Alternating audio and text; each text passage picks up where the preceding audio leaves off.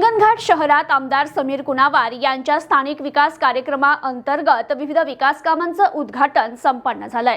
हिंगणघाट शहरातील जय मातृभूमी यादगार मंडळ येथे आमदार समीर कुणावार यांच्या स्थानिक विकास कार्यक्रमाअंतर्गत इमारत बांधकाम करण्याकरिता 15 लाख रुपये निधी, इतर साहित्यासाठी 5 लाख रुपये तसेच बोरवेल करिता 1 लाख रुपये असा एकूण 21 लाख रुपये निधी आमदार समीर कुणावार यांच्या वतीनं देण्यात आलाय।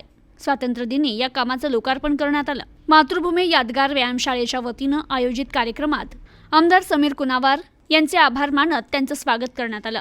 यावेळी भाजप जिल्हा उपाध्यक्ष किशोर दिघे, माजी नगरसेवक विनोद झाडे, माजी नगरसेवक प्रकाश राऊत, यादगार मंडळाचे पदाधिकारी, सदस्य तसेच परिसरातील नागरिक उपस्थित होते।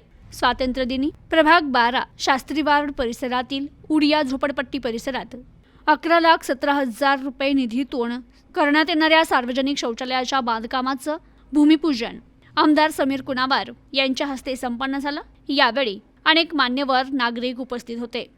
प्रतिनिधी मोहसिन खान, न्यूज टुडे 24, हिंगणघाट, वर्धा।